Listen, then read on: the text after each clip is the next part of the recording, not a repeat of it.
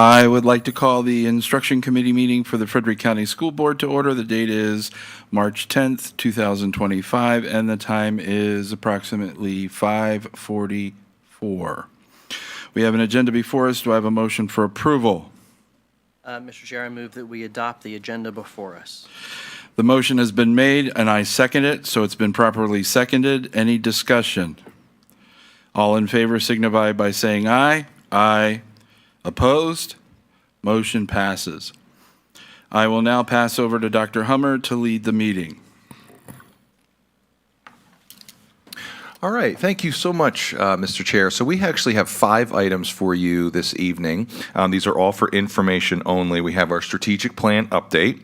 We have our summer school update. We did make some adjustments to that. We want to talk through that process. We also have our library processes in regards to the book conversation, and we're going to work through that and have conversations in regards to that. We also have our esports update. I'm not sure why it's not coming up on this presentation. We did have a presentation and it was on there, but we are going to figure that out. But we do have an esports update for you all as well. And then we also have our update to our elementary and secondary regarding our grading practices. So we are going to move on from there, Mr. Chair. And if you have any questions, if not, hand it over to Mrs. Knight. Mrs. Knight, please. Well, good afternoon, everyone. Good to see you.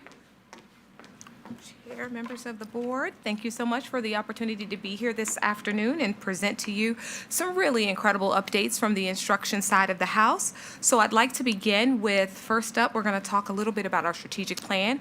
We promised that each month we come before you with an update of where we are. So that's what we're going to talk about first today.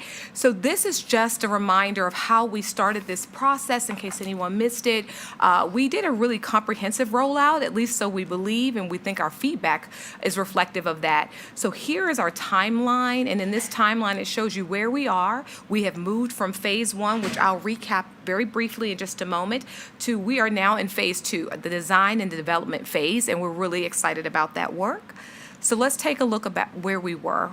In order to kick our strategic plan off, we released and published a press release. We did a dedicated landing page for our website specific to strategic planning. We featured our strategic plan in our newsletter for families. We sent out rapid communication on more than one occasion, and we published a webinar. Really, all of this to garner interest, and we really believe it worked. We had almost 4,500 respondents across all of our modes of communication to engage with us. Some of those modes of communication included our surveys, and of course, we also engaged families as well as students and teachers with focus groups, and again, yielded almost 4,500 responses. So lots and lots of really rich data. So I'm excited about being able to share that with you. Currently, our first kickoff meeting with SPAC, which we're affectionately calling it, but SPAC is our Strategic Planning Advisory Committee. This is the committee that's made up of constituents throughout our community. So from family members, parents, teachers, we even have administrators on this SPAC committee, and this is the committee that serves to really advise us from both a practical lens and a practitioner lens around ideas, strategies, and initiatives. So we've had our first kickoff meeting with them already and look forward to revisiting that conversation with them. So I'll share a couple more details about where we are. Mr. Chair, if I may, Mrs. Knight, can you go back to that slide there? Of course. Under number 2, how did you determine those 30 participants? Did you randomly choose? Could people volunteer? Can you talk us through that, please? I certainly can. On each of our surveys, we invited families and anyone else who would like to be part of our SPAC to sign up. And as they signed up, they did so on a Google form. And on that Google form, they got an opportunity to let us know how they would like to engage, whether they'd like to be a part of a focus group, or whether they'd like to serve on the SPAC, or whether they'd like to participate in both. And we ensured that every person had a slot. So anyone who was interested in engaging with us either landed or in a focus group or in the SPAC. Okay. Thank you. You're welcome. And so at Mr. Bell's request, here from some of our survey data, we captured the voices of our community. These are just some of the areas that were called out. What you'll notice on this slide is we have direct quotes coming directly from our students on this slide. 2 that spoke to some of the survey questions related to caring environment. We noted 1 area of concern and 1 new idea from our students. If you'd like, I can kind of hush up and let you read, or I can spend a few moments highlighting. Please, highlight. Okay, yeah. So from caring environment, our students have made it very clear, and this is one of many voices that underscored the same emphasis, that they really feel cared about when teachers, in other words, in our schools make learning experiences fun for them and don't just show slideshows and packets. And I don't think any of us would disagree with that. Our students also feel very cared about when their teachers meet them where they are, and not just to show an interest in their learning, but show an interest in who they are as individuals and as individual people. One student in particular highlighted that they feel really cared about when their coach puts everything else that has happened in her day aside so that she can be completely invested in the team during practice. Now, also, on the other side of that, a concern that our students have expressed is that mental health is an issue of concern for them, among other things. Many students are struggling with sometimes feeling as though they are not being genuinely reached out to, and that's an area they'd like to see us address. And then a new idea is they want us to revisit our master schedules because some, not all, are concerned about sitting for long periods of the day. So their schedules for some of them are a concern. Okay. So in other words, they're concerned about the block schedule and would like a more sort of like 50-minute class or 60-minute class. It's possible. And again, this is a voice of few, but some do, and some like the more sustained because a block schedule means you don't see the teacher every day. So it just, Right. it depends. But yes, Sure, I some have understand. expressed that concern. Yep, thank you. You're welcome. And then off to staff. Here are some areas where our staff have highlighted opportunities for us. One of the things that teachers have mentioned here, they would benefit from increased clarity around our upcoming planning and assurance that they are valued as professionals and that their voices are being heard and they're being encouraged to make the right choices for our students. Another opportunity that our staff has highlighted is they like more professional development, basically more variety instead of some of what they consider the same things. And so we're working on that, and we're excited about presenting new roadmaps. Another I agree with concern. that. You agree with that? Okay. Concern that our staff has shared is the rolling out of a number of new policies, curriculum, with really not giving staff an opportunity to create systems in their buildings to be successful. So they just would prefer that we refrain from piling and giving them time to really work through the details that they need to be successful. And what are we doing to help them with the rollout in their buildings, if anything? With the rollout of the strategic plan, the first thing we're doing is, with your permission, is we are planning to simply socialize it. Okay. For, if not the first year, but the first semester. We want our teams to feel really comfortable with it, feel very familiar with it, give us feedback, help us push back a little bit before we start investing in purchases that support a plan that people don't feel like they know anything about. Sure. Yes, sir. Okay. And then one of the new ideas is that they really felt is it would be helpful with the number of new staff that are coming into our district is to partner them up. We naturally have a mentorship program, but they'd really love our new teachers to be partnered with licensed teachers before they're released officially to the classroom, more like apprentices. Yeah. So that was a new and innovative idea. And then lastly, from our community, here's some of their feedback. They've highlighted a few strengths for us, an area of concern, and one new idea. So one of those areas of strength our community feels is that we're very fortunate to have such an experienced and dedicated group of teachers, and it's a blessing essentially that we can retain them. We agree with that. Another strength is they feel our school system has done well to identify ways for their children to grow emotionally and become well-adjusted children. And because of that, this particular constituent's concern was that her kids were a little behind because of COVID and had no social interaction, but we've somehow, at least in her family's case, have helped their child to recover. One concern from our community was that they would love to see band or orchestra as an option in all of our schools, and certainly we want to be able to offer as many opportunities for engagement in the arts with all of our children as well. And then lastly, a new idea in terms of being forward-thinking coming from our community was that they just really want us to get started with this fourth high school. They are like, go, go, go, go, and make it amazing is ultimately what that new idea is all about. Equip it with everything our kids need to be successful. Okay? So that's just direct quotes and feedback from the field. I have plenty more where that has come from and can't wait to share it all with you all. Thank you. You're welcome. And so just to recap very quickly, just each of our roles so that we're clear in how our strategic plan is being developed. For the most part, as a school board, of course, you have every right to help give us as much guidance as you'd like. But by and large, we really benefit from and appreciate you currently defining expectations for us and then serving as the approvers of the final plan. Our SPAC, again, our Strategic Planning Advisory Committee, their role is from the field as parents, as teachers, as leaders to give us a practical sense of whether or not the ideas that they come up with are meaningful, are valuable, and are pragmatic, right? So that's the lens that they provide us. So they are a representative body for each of us as we think about what to do specifically to actualize our plan. And then the Cabinet Steering Committee is really the decision committee. We take all of that information we receive from SPAC and we make a decision about what is really practical, what is possible in terms of cost, and then we narrow down those decisions to include in the development of the plan. So that's what everyone's role is. And then I've just been more explicit on the following slides, which I'll leave here for your review. It just further defines each entity's role in helping us make sure this is a successful plan. Again, much of what I've already shared. And then lastly, here is how we hold ourselves accountable. That means every month we get an opportunity to present to you. And if you could see what I've seen in the way of engagement from our SPAC and from our community, you'd be so proud. And me being a newcomer here, I'm super proud. Like, they energize me, they excite me. I really wish I could meet with them every week because we had such a great time together. And in fact, our next meeting, I've extended it by an hour because they are so locked in, so committed to finding a way that we need to make certain that there's enough time so they don't feel rushed. So really, really great folks on that committee. Okay? Thank you. You're welcome. I'm happy to entertain questions. Are there any questions? All right, thank you. You're welcome. At this time, I'm going to invite Mrs. Swager up to talk to us about summer school.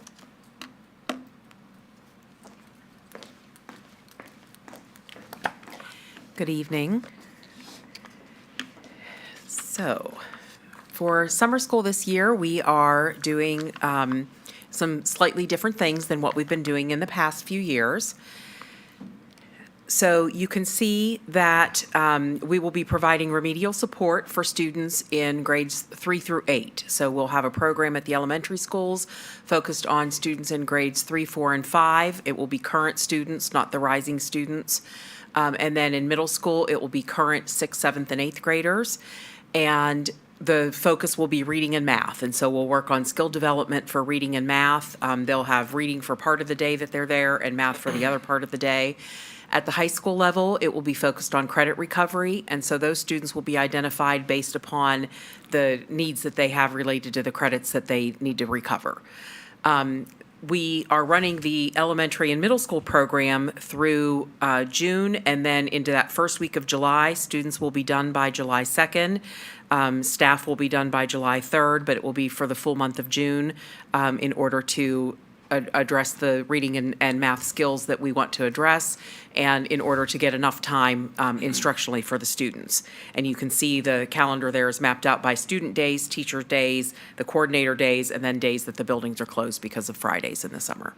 Ms. Swager, I'm Yes. just a confirming question. The teachers, staff, coordinators, and all are all Frederick County Public School staff. Is that correct? Yes, that's correct. Thank you. Well, they will be. They haven't been hired yet. I but- understand, yes. Yes. And they're paid an hourly rate, is that correct? They're typically paid for the, like, chunk. bulk rate for the whole summer I see. program. Okay, thank you. All right, so at the elementary level, our plan is to have 3 different sites. We will have 2 classrooms of 3rd grade, 2 classrooms of 4th grade, and 2 classrooms of 5th grade at each site. So that would be 270 students that we intend to serve at the elementary level.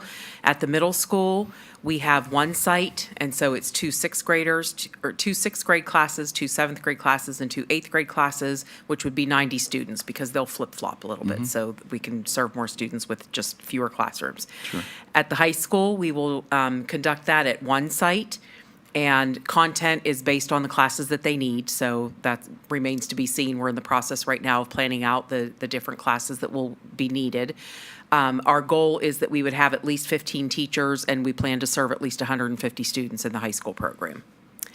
And then Dow J. Howard is going to continue with the Charting Pathways program that is for rising ninth graders. That's just a 2-week program. It's a career exploration program, and it provides hands-on exploration of different career paths. The students choose between 2 or 3 different paths, and they get to focus on one each week that they're there, and they get to explore pathways, dig a little bit more into the different careers so that they kind of have a better idea as they go into high school what they might want to select.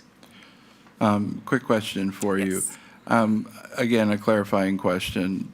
Are these students bused to these individual places? Yes, transportation is provided for all students. And what about meals?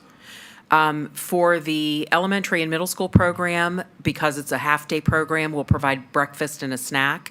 At the high school program, depending upon the time that they're there, a lunch could be provided during that time. And the Dow J. Howard program, I believe that, I will have to check on that one. I believe that meals are provided at the Dow J. Howard program. And is that something they have to purchase, or is that something they're given? It's provided. It's provided. Okay, thank you.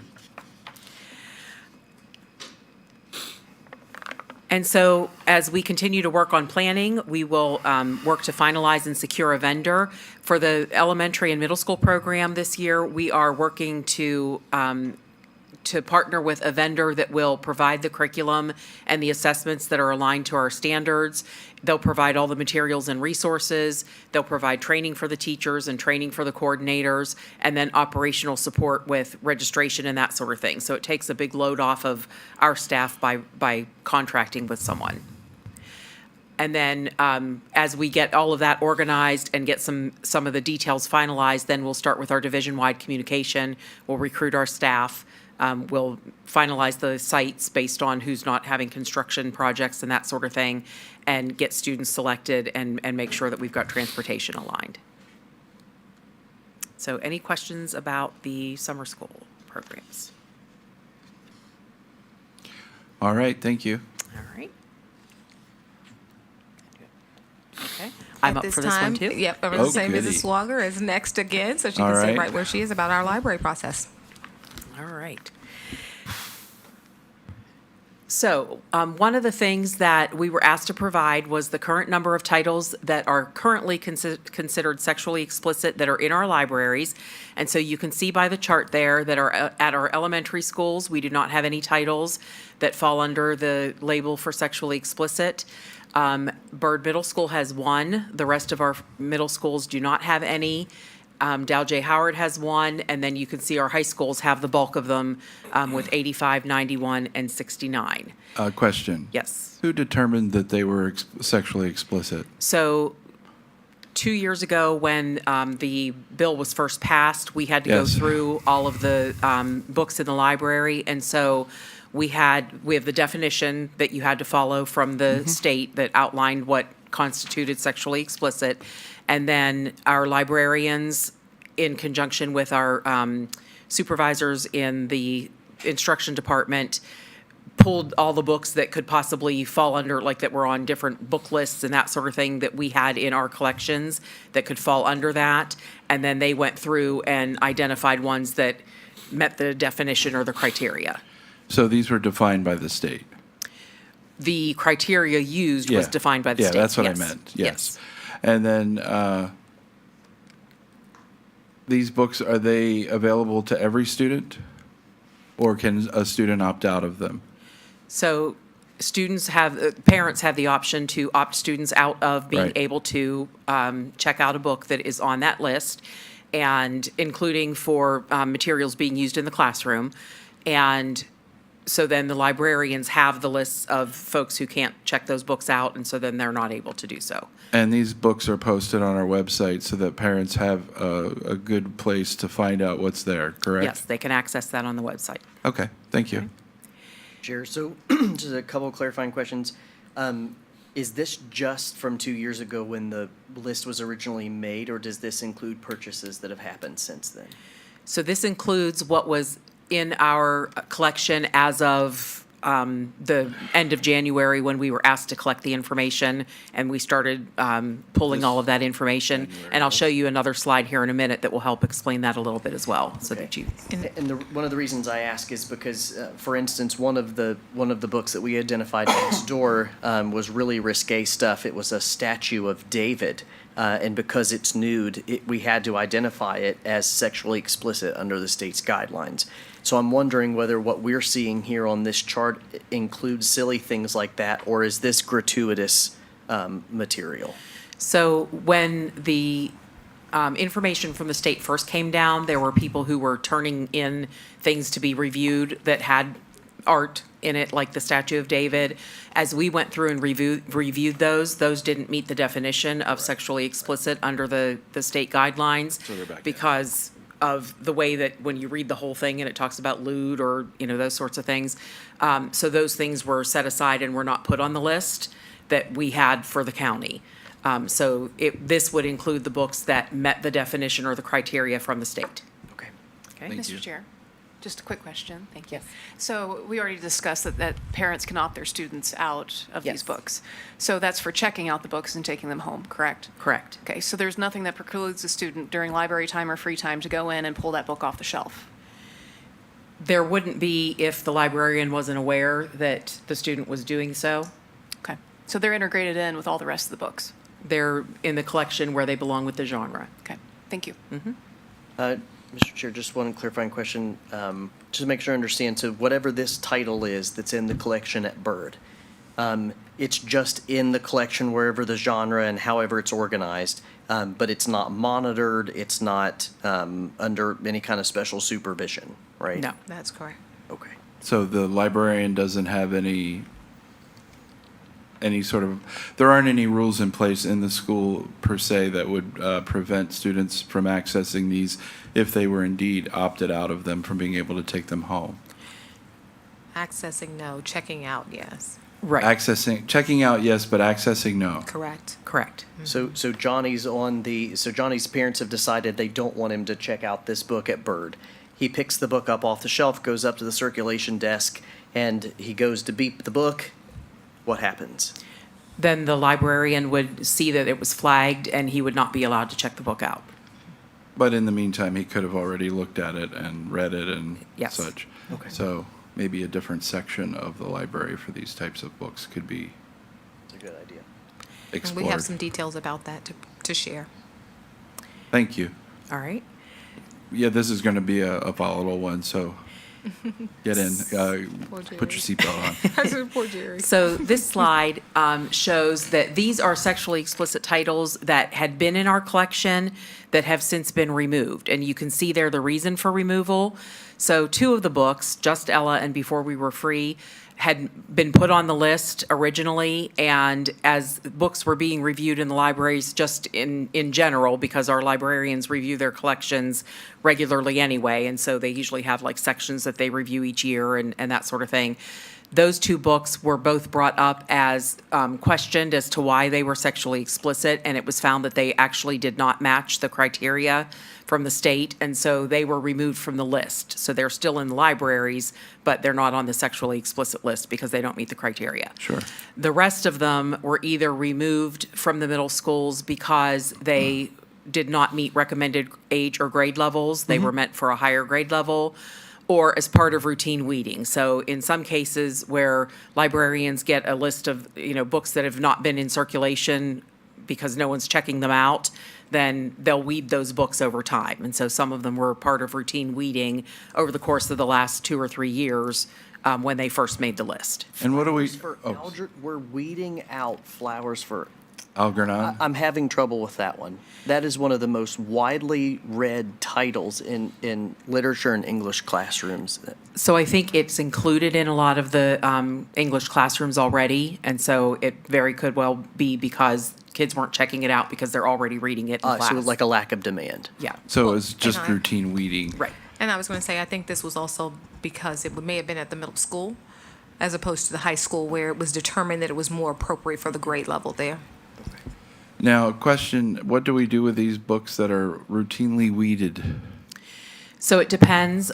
For the most part, donated, like oftentimes they'll be donated to one of the libraries locally, Hanley or Bowman. the one in Stephen City.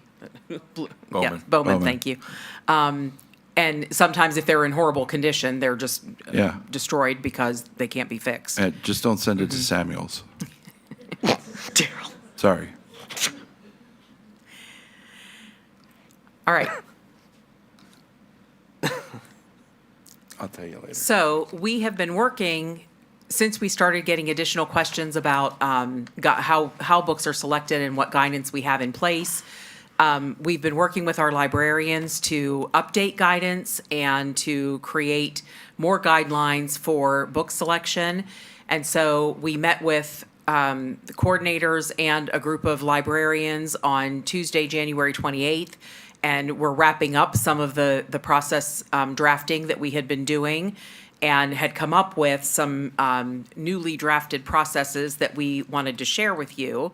And so that's what's on these next few slides.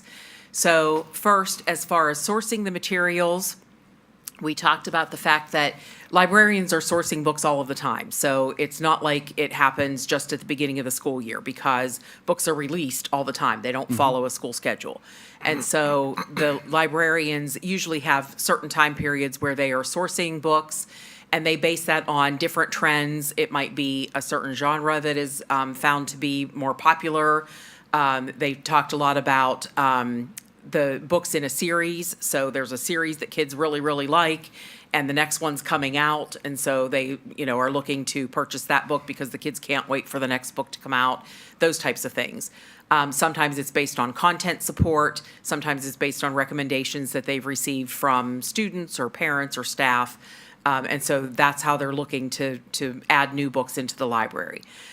What we talked about in looking at further guidance for selection is that any material considered for purchase will undergo a review from at least 2 quality review sources.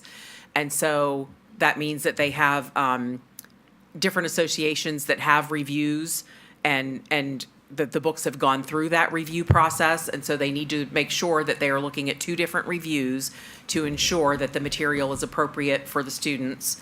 And if the book doesn't have a professional review, it must undergo a peer review by at least 2 other librarians in the same grade band. That's because a lot of, and what the librarians explained to us, is that a lot of the nonfiction books that are reference materials don't go through public reviews like fiction books do. So there are often not reviews to go along with it. So then 2 of the librarians at that same level would then review the material. Mr. Chair, Yes, Mr. Sturdivant. say the materials considered for purchase undergo a review from at least 2 quality review sources. Who are those 2 quality review sources? There are different ones, and Ms. Knight, I don't know if you remember the names of the review sources, but I don't, but we can get you that Yes. Is information. one of them the American Library Association? That doesn't sound like the ones the librarians shared with us that they currently use, but we'll get you the exact names of those. And they were supposed to be favorable reviews, by the way. Please please send them to all of us. okay. Sure thing, absolutely.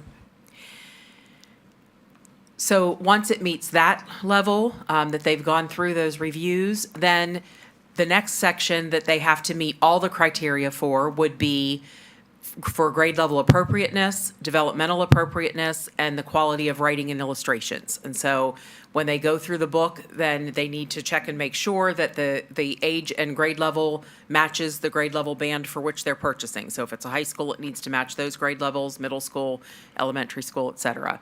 And to make sure that it's developmentally appropriate for the students as well as the quality of writing and illustrations. And who is the person or people who do this? The librarians, Just the librarian? Just one person? yes. Okay. Well, in most of our cases, each of our buildings has more than one librarian or a librarian and a library assistant. So we're talking 2 or 3? 2 2. on average. Okay, 2 people. All right, thank you. So then additional criteria, if they meet the developmental appropriateness piece and the age level piece, then additional criteria, they would need to meet 2 out of the 10 that are listed there. And so if a book meets all three of those steps that we've talked about, so on the first slide, that they've undergone the reviews, and then they meet all three of the criteria in the second section, and then at least two in this third section, then they would be able to purchase the book, and then we will have spreadsheets where they would document the selection process, and that spreadsheet would be kept so that all our librarians could see which books had been reviewed and could use that information, and so that we have information about confirming that the process was followed. Mr. Chair? Yes. So the title up here says recommended process. Is that just because you guys are looking at making changes, or is it's already, like, what is already in place? It's not what is currently in place. A lot of these things are part of what was in place, but this process is what we are proposing that we would like to follow, and we were going to be recommending to you as far as Okay. this is what we would like to do. Okay. Okay.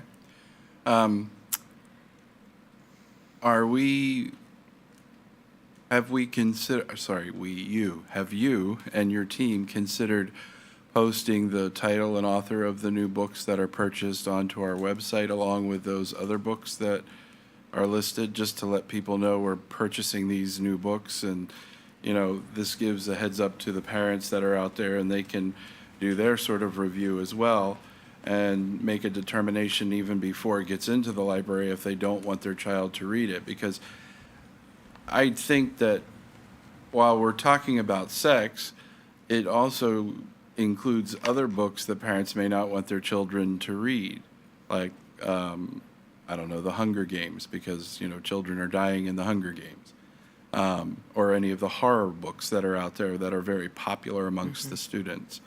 So I'm just wondering if we are posting the new books or considered posting the new purchases that we've made. We hadn't talked about putting a list of new books out there on a regular basis as far as these are newly purchased books in the library, but that's certainly something we could consider. Yeah, I love that idea and think it's something we could absolutely consider. I wouldn't have any objection to it. Happy to share it with the committee. Any objections? No, I think it's a great idea. Every once in a while.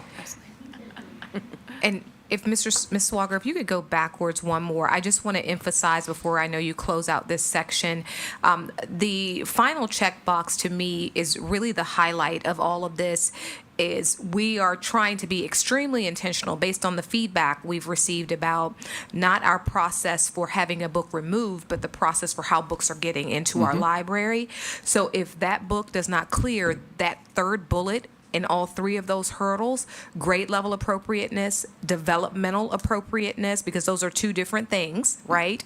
And quality of writing and illustrations. We want high quality material in place in front of all of our students, and recognizing that each of these terms are subjective, but working with professional librarians to make that decision around how we identify quality, we think is a really great way to enhance the process that we currently have in place. So just wanted to make certain that as you prepare to make your decision, the excitement for us is really being able to offer that moving forward, we would not put any books in the library that did not clear those three hurdles first. That's great. Thank you. Mr. Chairman, could we go forward one slide, please? So one of these that's particularly interesting to me, just because this was my second dissertation, was there's no such thing as learning styles, which is probably a broader conversation for another day. So not really sure that we need that one there. I'd be really interested to see an example book go through the criterion selection, just out of my own professional curiosity to see how this is done, because I think this would go a long way at explaining what you said a minute ago about how the books get in there in the first place. And Yeah. knowing that there is a rigorous process in place is, I really That appreciate that. Is a fantastic idea to have one of our existing books that are in our library go through this process and have it explained step by step what you found in each part of this process, and have that presented in the next instruction committee meeting. We can do that. Perfect. All right. So we were also asked about, to get some feedback from the librarians about the different suggestions that the board had related to processes. And so one of them was parents opting in for access to sexually explicit materials. And so you can see there, the librarians felt that pros would be that parent approval would be clear, or parents who opted in wouldn't be able to say that they didn't know that their child had access. And then they listed some cons. I think one of the biggest ones there is that last one. When you consider that currently we had 14,597 students and only 29 students are opted out. So that means that 14,568 students could potentially be opted in. And that means that librarians would have a lot more flags to go through to determine who could check what out and what was allowed and what was not allowed, in addition to just going in and adding all of those flags into the Destiny program in order to know which students were opted in, is a pretty big workload. So I agree with you. I think that would be not an insurmountable issue, but certainly one that's a bit hefty. But I think the first con, student access to quality literature, may be limited due to lack of parent involvement. I mean, if the parents are responsible for their children, so that to me is irrelevant whether it's quality literature or not. That's their parents' choice. So I wouldn't even consider that. With regards to students in AP courses who are to select materials off of the AP literature list, would this, we're just talking about libraries. Are we also talking about class reading lists? Well, some of the AP literature lists, from my understanding, is that they get a list and they're supposed to select from that list, and not all of those books are in the classroom. And so then students have to go to the library to check out the books that they need for the list. And so that's why the library carries some of the books that are on the AP list. And so if their parent didn't opt them in and it was a book on the list that they were going to check out, then they wouldn't be able to do that. I see. It's my understanding at Shenandoah County and Rappahannock County, the way that they work around this is they have a classics section, and those classics, which would be included in the AP literature list, are still included in the library. Even if they're considered, Correct, because they're classics. okay, thank you. Yep. Mr. Chair, that's also interesting to me only because it seems like a reasonable compromise, and I'm trying to reasonably think of something that's on the AP Lit list, unless something has changed pretty dramatically in AP Lit in the past couple of years. What would be on there that's so sexually explicit that we would have to remove it from our course, from our catalog? Pippi Longstocking, they get short. Oh, good golly. All right. And I was going to say, I think a part of what we will need the board's direction and guidance in is determining what is so, operative word being so explicit, because by definition, so many of these titles, even those that are being used instructionally, can have expose students to something sexual, even though it is not the intention of the resource, but it just may be included as a line or anything. And so for the AP courses, we know that that is focused on just development. That's curriculum. It's not pleasure reading. It's not, recreational reading. So that's what we would have to better define by the board, is what's that standard, that is it classics that become what we will use to reserve and say, even though they are sexually explicit, but they fall on this list and therefore these will still be available to our students? Or would it be everything that falls under the definition of sexually explicit, which is quite broad? But not as broad as obviously all of our titles, because I think we have somewhere from the middle school collections anywhere between 8,000 to 10,000 books. And you can see we literally have one title right now that is sexually explicit. And in the high schools, Sure. The average is similar. Somewhere between 10,000 and 17,000 books are currently in circulation in our high schools. And we have under 100 books that are defined as sexually explicit. So we would just need to know how you guys feel about further making that definition of sexually explicit from the state's standpoint that's much broader to a more narrow scope to say these are acceptable for that. So, Mr. Chair, if I may, just to define, we tend to cross streams here between the books in the library and the books for instruction that are part of the curriculum. That's my concern. If they're part of the curriculum, They are part of the curriculum, and that is okay. That has been vetted by Mrs. Knight's team, and Mrs. Knight and her team, it's my understanding, have a very clear direction as to what this board and what our community can deem acceptable. Sure. And also, too, even if it is something that's questionable that a parent still has an issue with, the parent is there present with that student. The parent knows that their student is taking AP literature. They know that they're going to have access to certain books on the AP Lit list that their student will have to read. So the parental involvement is key there for the books that are in instruction in the curriculum. The concern of the board, from my understanding, and Mr. Chair, please correct me if I'm wrong, the concern of the board are the books in the library that any kid could access at any time. I understand. So, Yeah. just to clarify. Thank you. Two different streams. Absolutely.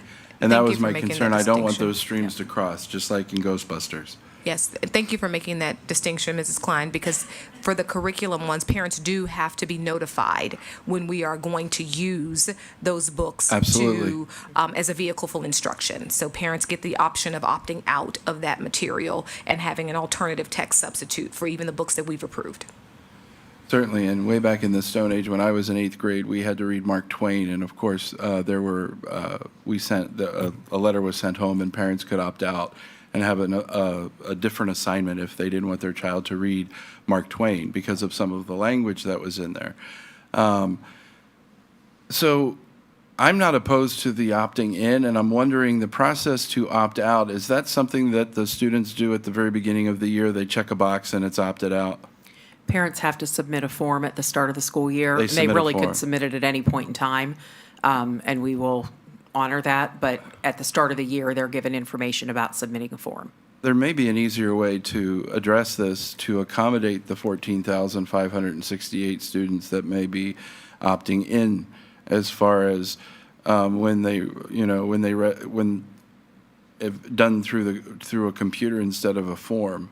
I'm just wondering if there's another process that could be put into place, change the process. To make it a little more efficient, is that what you Yeah. mean, instead of a form? Instead of like reading 14,568 forms, it's a button that the parents can actually click online through the school website. I believe it's an electronic form that they fill out, and then Okay. we get the names in a spreadsheet. I see. But I this- think it's still manual inputting, right, Mrs. Swager? Right, it has to Yeah. be, each student has to be flagged in Destiny when we have to say that they're not going to be able to check out a book, then we have to do a special tag in Destiny to do that. I see.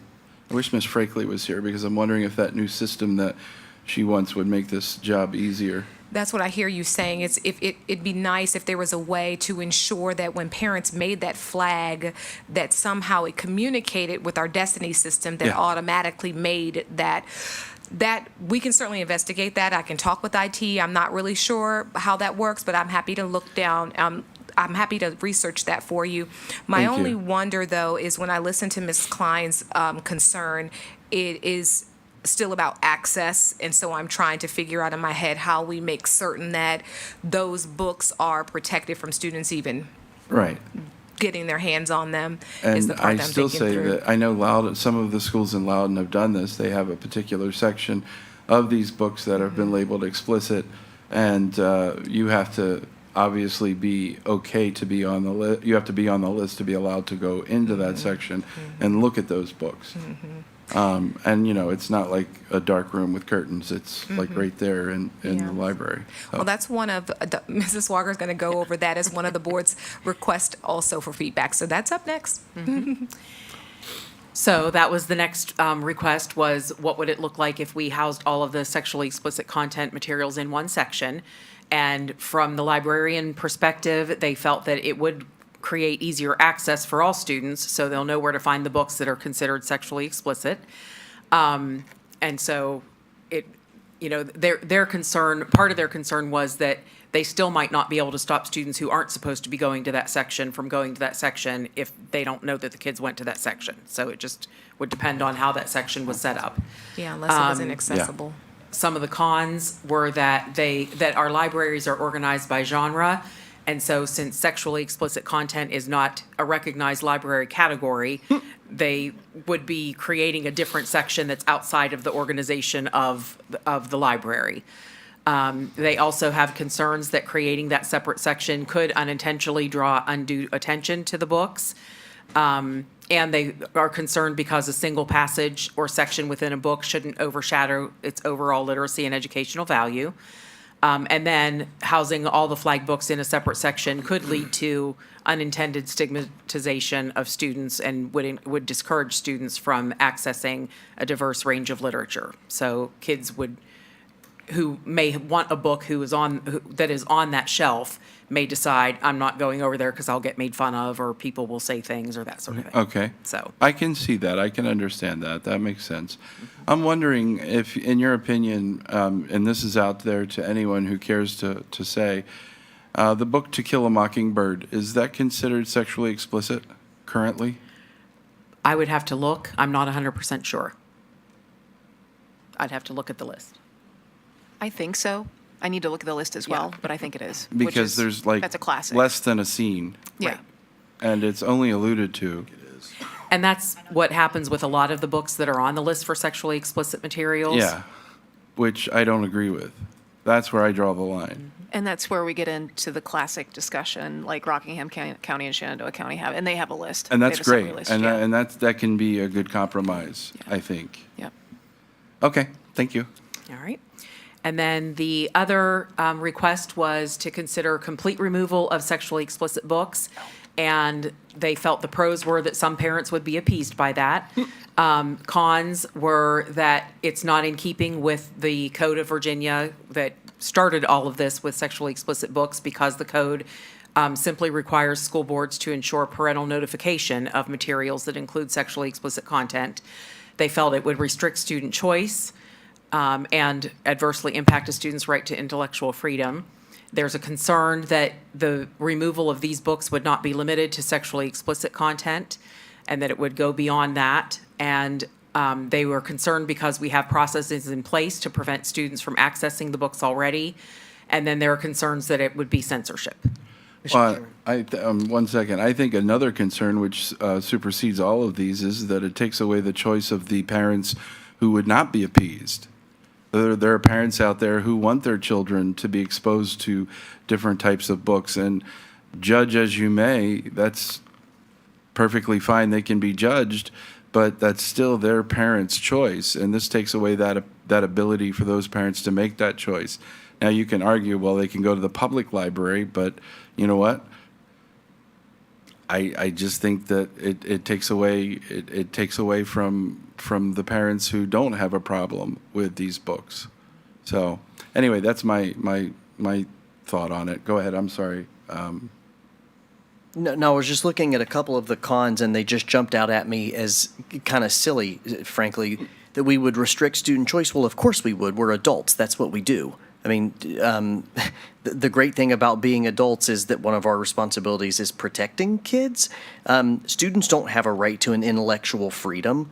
That is, to say that there's some kind of blanket, open-ended intellectual freedom implies that somehow we just put everything in the library. I mean, we have a has anybody ever used a school computer and seen their filter? I mean, we had instances where we would try to click on a news story on CNN, and it would have the word sex in it, or it would have suicide in it, or it would have any number of sensitive topics, in much the same way that we have to have a system in place to filter some of these things in our IT world. The same responsibility applies to libraries. So I'm having trouble taking a couple of these bullets seriously. And quite frankly, that particular bullet that you're mentioning kind of goes against what the state has mandated us to do already anyway. So I'm not sure that it fits there for simply that reason. But it's neither here nor there. It's an opinion made by our librarians, and that's fine. I mean, I welcome them, and we can certainly hash this out. Any other questions or concerns? Just a concern, Mr. Chair, just looking at that other con too, and perhaps I need more explanation on it. The first one, removal of books with sexually explicit content is not keeping with the Code of Virginia 22.1, 16.8, which requires school boards to ensure parental notification of any instructional material that includes sexually explicit content. Here we go again with crossing the streams. We have instructional material, which Mrs. Knight has made clear that parents are notified every time their student signs up for AP Lit or AP English or whatever other course That parent is notified, that student will be exposed to that book in that class. And talking has about- I'm sorry, let me interrupt 1 second. And has the option to opt out? And has the option to opt out. There you Sir. go. Yes, sir. We're talking about the library here. So Virginia State Code also gives authority to school boards to control what goes in and comes out of the library. So if we remove every sexually explicit book from the library and prevent any from being put in, that's notification to the parents that they're not there and they don't exist in our libraries, and we have instruction covered. I think this is just for instructional materials, though. I don't think this means general library. Well, it's But a interesting to part me of- because this is, But a part of the code included library books. Oh, okay, that's not mentioned. And I think that's why it was so broad when the state wrote it, because we would have loved to limit it to what was being used in classrooms exclusively, but it was not limited to that because students had access to them during the school day in our libraries. And at any point, any of those materials could be considered instructional. A student could have a book assignment or book report that they were expected to turn in. So if they were to go into our libraries and say, this is the book I want to do my book report on, that's why the library books are also considered instruction. got it. Okay. And also too, and thank you, Mr. Chair, for putting your finger on it so quickly. That code, that Virginia State Code that's referenced up there, there's more, but wait, there's more. It says each school board shall adopt policies that are consistent with, but may be more comprehensive than the model policies developed by the department pursuant to subsection B, which covers this. Which brings me to the other con at the bottom. There are concerns related to censorship of books. Removal of books from libraries can be interpreted as censorship. That's true. It could. And again, we're the adults in the room. So, and we have the jurisdiction as the school board over the libraries and over what goes into the library. So that power is vested onto us. And to Mr. Erskine's point, Dr. Erskine's point, the intellectual freedom and the censorship, that's why we're the adults in the room. If I may, Yes, Mr. Sturdivant. there's a couple of those things up there that concern me. The first being concern of removal of books would not be limited to sexually explicit content. I'm not quite sure what's being implied there. No one's ever said anything except sexually explicit books. I ran on this, much to the chagrin of those who say I'm not doing what I said I was going to do. I authored 2 books myself. You know, I don't believe in banning books or taking books away, but if it's sexually explicit, it doesn't belong in our libraries, and I'm not going to change my stance on that, period. But as far as other books or censorship and those types of things, that's not what this is about. This is about taking sexually explicit materials that don't need to be in our schools out, period. And I'm not talking about the classics. I'm not talking about the curriculum materials. I'm talking about the books that are in the libraries, because I've heard already 2 or 3 times the librarians can't police everything. Right. So Mr. that's my Chair. take on it. And Yeah, additionally, but- too, as One far second, as, Dr. Erskine. I'll defer to Okay, go ahead. additionally, too, would not be limited to sexually explicit content. There's a list out there of these books that have sexually explicit content in them. We're not going to deviate from that list. Right. We're not adding to that list, taking away from that list. It is just that list, and our librarians should know that. So I'm a little bit perplexed as to how this popped up as a concern. Yeah, that was actually going to be my follow-up. I'm usually the person who is extraordinarily heaping praise on our librarians and our instructional staff. And I got to tell you, I'm worried about a couple of these statements. Boards make policy. Librarians carry out policy in schools. I'm not interested in seeing spin from librarians who don't like state code. And I'm sorry to put such a fine point on it, but this is not what I want to see in a conversation of cons, right? Like that is our job as a board, is to make these decisions. This says to me that there needs to be some more focused conversations with our library staff about what their place is. Thank you. Amen. Thank you. I would just like to add, so that we don't move away from the subject at hand, while I understand your points about our librarians, I certainly don't want to demonize them for a few things that course they not. had to say here regarding this. I think there's a lot of concern too that, you know, so when you're a teacher, or when you're a librarian, or when you have any type of job, when someone starts telling you what you can't do, it becomes very difficult for you to look at this, in my opinion, reflectively. It tends to create a knee-jerk reaction and can honestly make you fear what could be coming down the road. So I think let's reserve judgment on our librarians and thank them for taking the time to provide us with this information. And then we can, as a board, determine how we move forward from there. So anyway, please continue. So based on the information, we were originally presenting and asking if, we could move forward with continuing to revise the process as we presented earlier, and then would just continue with the review of materials in the libraries to make sure that they meet the proposed selection criteria. You have presented a lot of different options or things that you'd like to see, and so certainly we will follow your direction. Thank you.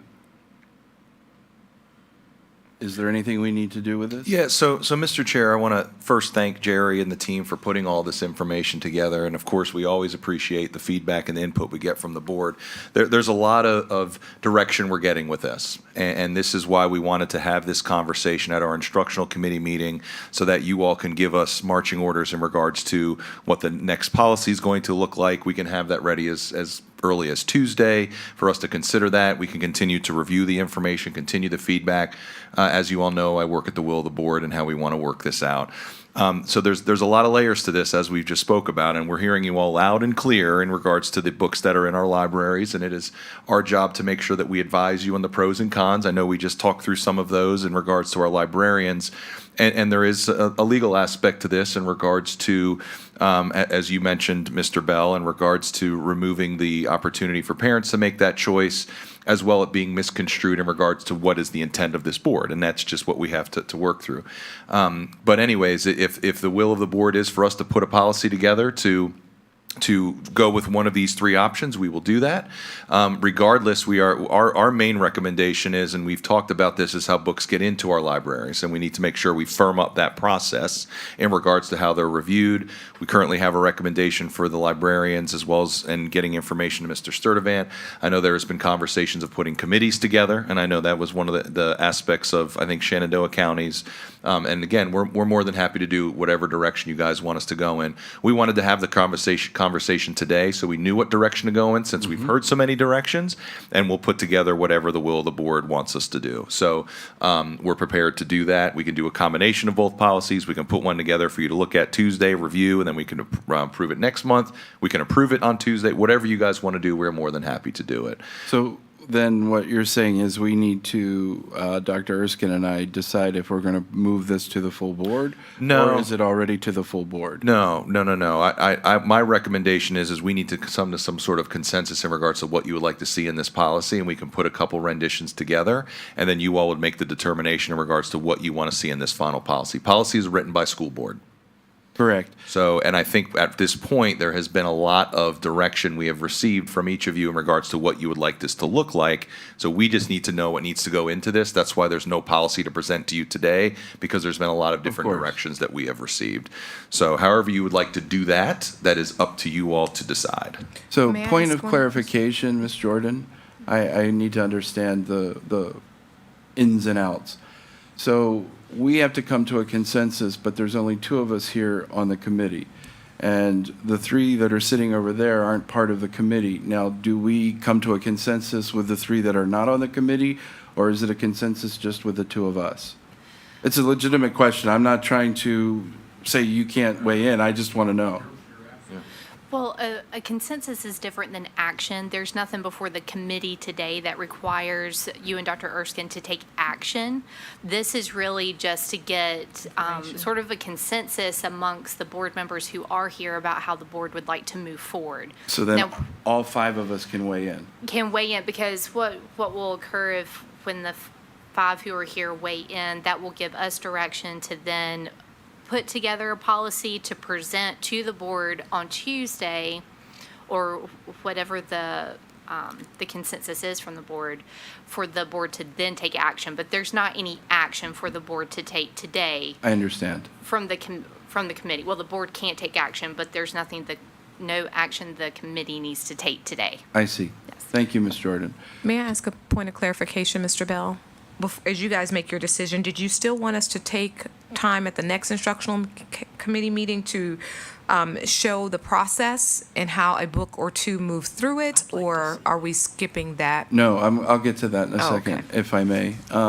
So can you go back to the process in which we intake books, please?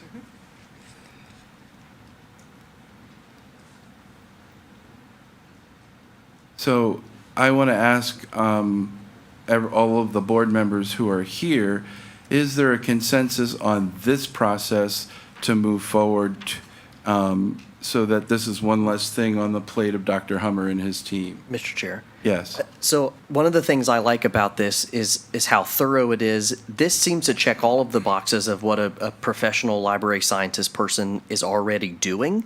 And having worked with a lot of our librarians, I feel like a lot of these things, they're going through selection catalogs. There's no short supply of publishers trying to get librarians in every public school in America to buy their books.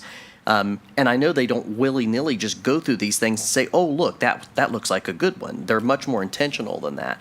Having this in front of us is already a step further than we've had in the past. I don't see anything objectionable in this. For my own edification, I am still very interested to see how the process is done. But it's not a deal breaker. It's mostly just because I'm curious. Mr. Chair, Fellow board members? I like everything I see up here, except I'd like the addition of one thing under the required criteria for selection that must meet all criteria: no sexually explicit content, period. For the library. Or a caveat, no sexually explicit content unless it's considered a classic book. And if there's more clarification needed on the classic book, the Shenandoah County has a classic book list that we can refer to get an idea of what's deemed as a classic. And are we this defining, is- just a question to you, are we defining sexually explicit the way the state defines it, or is this Yes. our own definition? No, the way the state defines it, Thank you. yeah. So, any other comments or concerns about the process in which we intake books? Real quick. Sorry, you got me. So when it says review from at least 2 quality review sources, I'd like to see those 2 sources named in there and not just librarians. If it's not, if it's a yeah. librarian and like what was just brought up, a committee, that would be great. I know we'd have to form that committee, or if it's brought up by the librarians and maybe the board reviews it, but 2 sources. Okay. So it sounds to me like there are 2 things that we want to see before we decide to vote or approve this particular process. Number 1, who are the 2 sources, the 2 quality review sources? And then number 2, I agree with Dr. Erskine. I would like to see a book go through this process so that I can better understand it.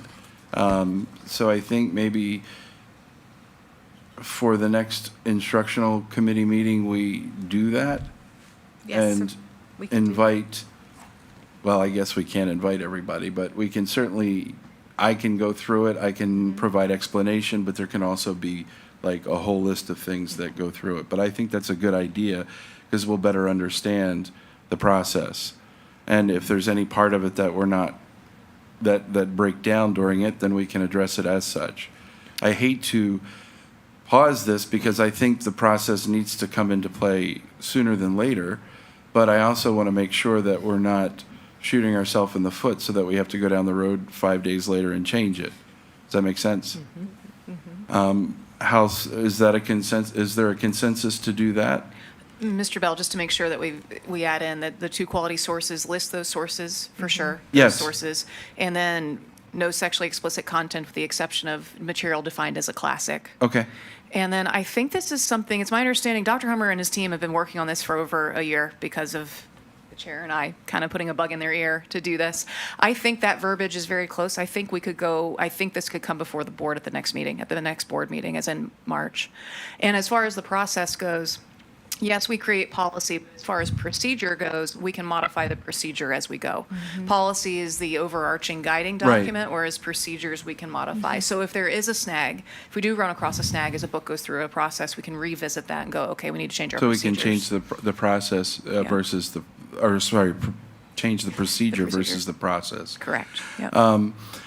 To add to your statement about sexually explicit materials, except for classics, I would like to also add per state requirements, per Virginia state requirements, Agreed, yep. so that that's clear that Very that's clear, what I we're like it. talking about. Mr. Chair, another item that we did speak about, and we have talked about this, was the listing of books before they go into the library. We did mention that earlier. I think that needs to be a component on here. I don't know if it's like listed at the bottom or a Yes. checkbox, but we did talk about listing those books out, and we can have a conversation of listing them out for a couple days or what have you to get feedback on. Yeah, that would be part of the procedure, but yes. That's okay. I agree with that. Listing the books that are purchased and have gone through the process so that parents have an opportunity to check them out and make sure they want their child to be included in those books. Well, you know what I mean. Well, Yeah. And just a point of clarification, so if a parent objects to a book that has been recently purchased that we are publicizing, so for their awareness, is the expectation that the parent follow through with the opt-out? Correct. Okay, I just want to, because I'm hearing two different things before the book goes into the library, because once the books are purchased, the expectation is that they go into the library, so this is not a pre-selection committee. I see. Yep, so I just want to make sure if the librarians have filtered that book through this process, have made the decision that those will be books that are going to go into the library, our next step would be to publish it, just so Yes. that parents are aware Yes. of here are our new titles, and if you have a concern about any of these, simply one opt-in. They wouldn't need to opt in and out for every book that gets, that they are made aware of. Once they opt their child out of picking That those particular material- book, they would be opted out of all of those books. Yeah. And that's Yeah. fine, Okay, I think. okay.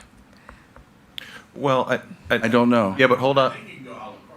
But hold on, though. I hear what Can we- Mrs. Knight is Can saying. we do à la carte? But hold on, Okay. before we even talk about that, I don't even know if the opt-out is going to apply to these new books because we're adding the sentence here of no sexually explicit books. So why would there be any opt-out opportunities for enough. those parents? Well, I If think I'm- Mr. Bell indicated that some books that parents want to opt out may not have anything to do with sexually explicit content. It just might be a new book in a series that they may not want their children to have access to. Well, then we would have to talk through a separate opt-out process then, because this opt-out is for sexually explicit content. And that's what we currently Okay. have.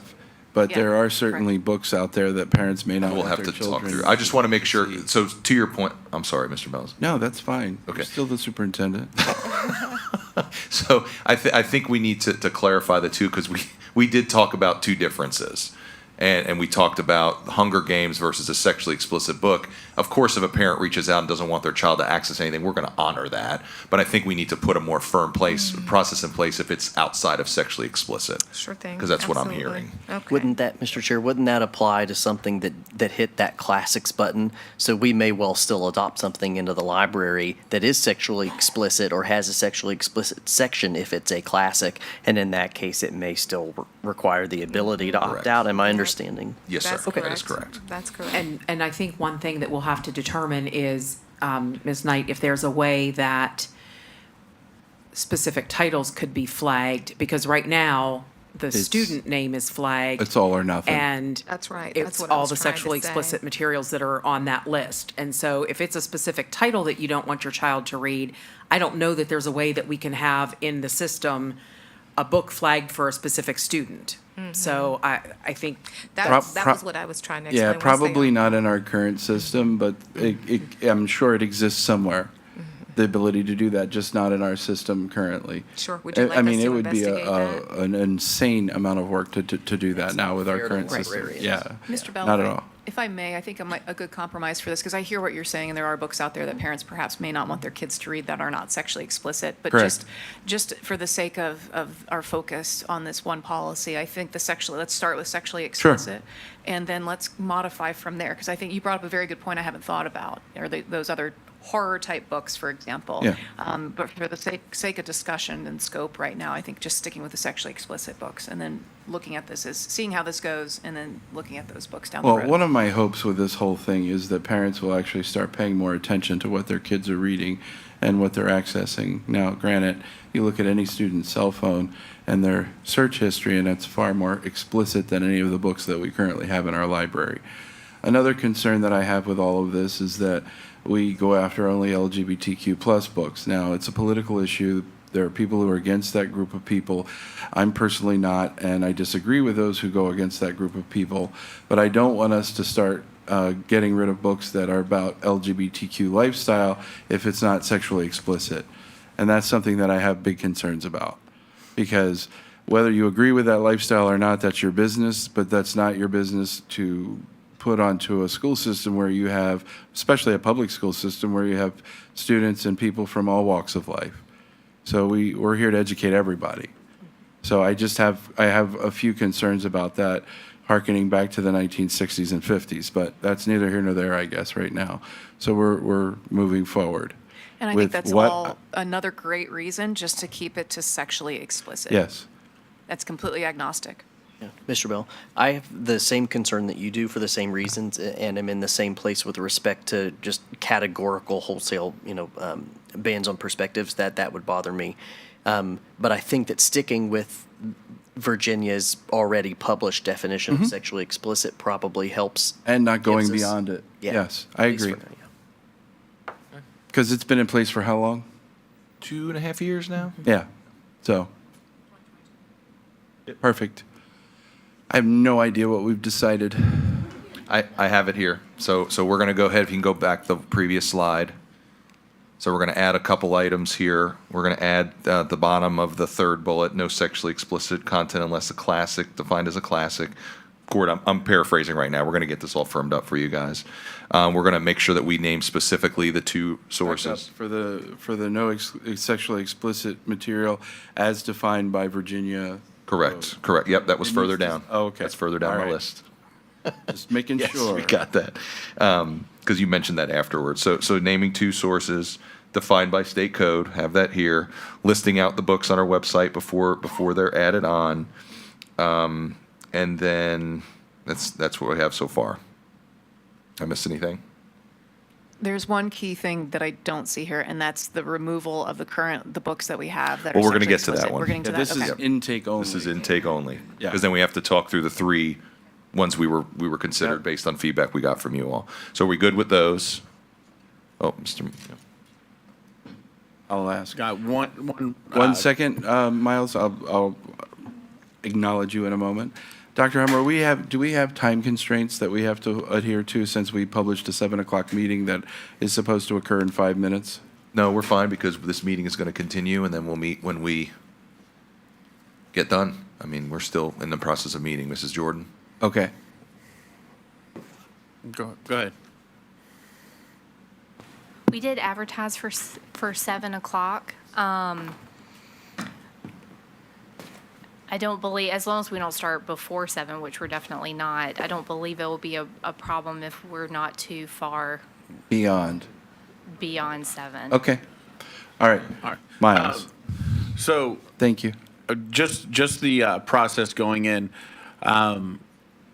Will the titles be published before we purchase? So say we're thinking about purchasing every one of the Hunger Games books.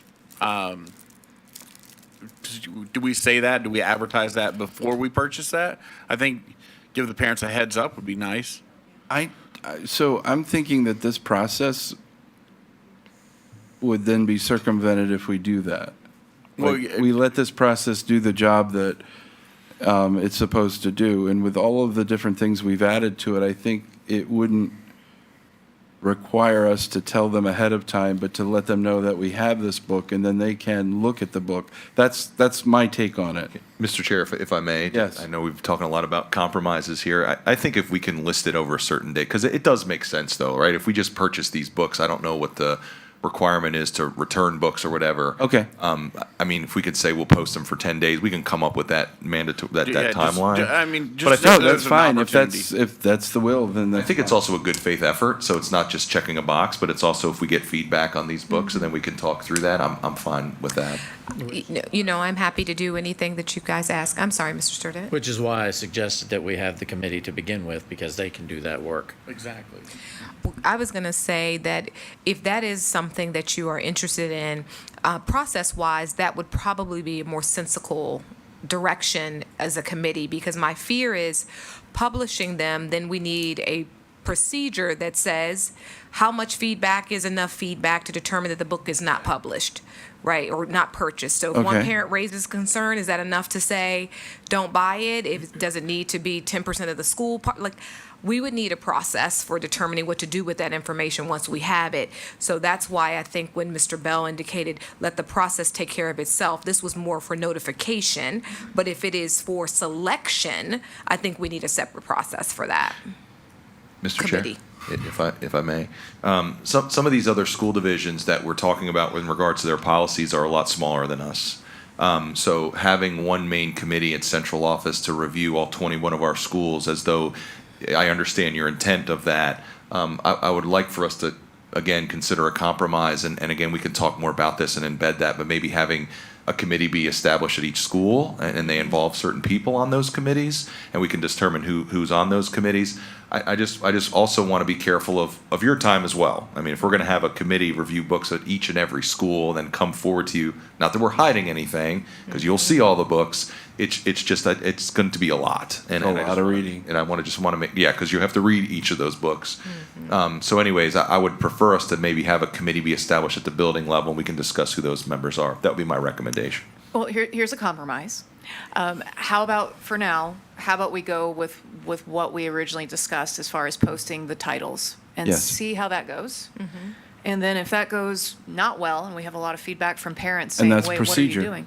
And that's a procedure, then we can either change that procedure to develop a committee, Yes. or change, if we need to do a policy change, Ms. Jordan, you can help us walk through that if we have to cross that bridge. But let's start, I think here's a good Yes. starting point, and then we can ramp up to a committee. Because if I we think need we're to. getting a little weedy. Yeah, I agree. So, Okay. all right.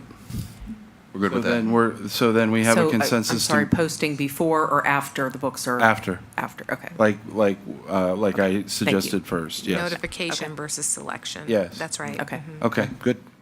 All right, so let's go to the next part, which is the process of,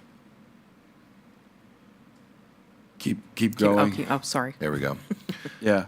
So we have the opt-in versus the opt-out for sexually explicit materials. And you're going to look, Ms. Knight, to see if there's a way for us to have this put directly into, what's the Yes, name of? our Well, Destiny system, to Destiny, see if thank there's a you. way that when a parent makes the selection to opt their child out, is it a way that it can communicate with Destiny? Yes. Automatically, so that the labor intensiveness of the work is not falling on librarians to Agreed. key in the volume of students who may need to opt out. I'll look into that. So then we'll maybe table opt-in till we find out that information. So let's look at the next choice. Library feedback, possible actions, housing all sexually explicit content materials in one section. How do we feel about that? I think it's logistically challenging. Okay? I also think it's stigmatizing, honestly. Yeah. You know, you have a student that may be interested in a particular type of book, and they go in there by themselves, and then the other students can give reason to bully them or do other bad things. And also, too, Mr. Chair, if you go back to the previous slide with the opt-in, that issue is essentially a moot point. I agree. Because we're removing all the sexually explicit books from the library. Amen. So, to me, that slide can now be deleted because it won't be a problem. Oh, you think this one can be deleted? Well, I mean, it's not the way that we are discussing this and the way it's penciling out is we will not even have a need for an opt-in or an opt-out, either one, for sexually explicit material. I understand what Because- you're saying. Yeah, your last option was removing all of them. So if The you do complete that- removal of sexually explicit books as defined by the state of Virginia's code. And is that what the consensus is for the board? Miles? Linda? Dr. Erskine? I think there's a consensus even without me saying anything. While I have very big and broad concerns about this, I'll voice them at the next board meeting in essence of time. In essence of time, Mr. Chair, if I may just really quickly, one of the things that we are going to go back to do, because again, we wanted to see how this conversation went, is we're going to take a look at our current policy and regulations, and we're going to see how this new information intertwines with that. So again, we're going to intertwine what we've just heard into those policies and regulations, and then we'll have that presented to you all on Tuesday, if that works for you all. And also that's for my team as well, so that we're able to work through that. Would it be possible, Dr. Hummer, to table esports update and elementary and secondary policy updates until the next instruction committee meeting? Are there anything time sensitive there, Mrs. Knight? No, during, the elementary piece is not time sensitive, right? No, nothing's going to be implemented until next year anyway. We have time. Okay. Do you, Want to meet sooner than our normal schedule? I can make myself available if that. sure, and I'll talk with Ms. Knight. Maybe we can schedule an instruction committee meeting sooner than later. Yes, sir. Do you have any objections, Linda? Okay. All right, so with that, then I believe, and correct me if I'm wrong, I can do this? Table the last two items on the agenda? Yes, there can be a motion from the committee to table item 4 and 5 until the next committee. Can I make that motion as the chair? You can. So I would like to make a motion to table esports update and elementary and secondary policy updates regarding grading practices as listed under C, new business, in the current approved agenda. Second. It's been properly seconded. Is there any discussion? All those in favor signify by saying aye. Aye. Aye. Any opposed? It passed.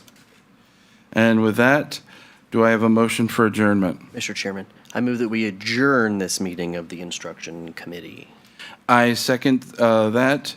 Any discussion? All those in favor signify by saying aye. Aye. Any opposed? Meeting is adjourned.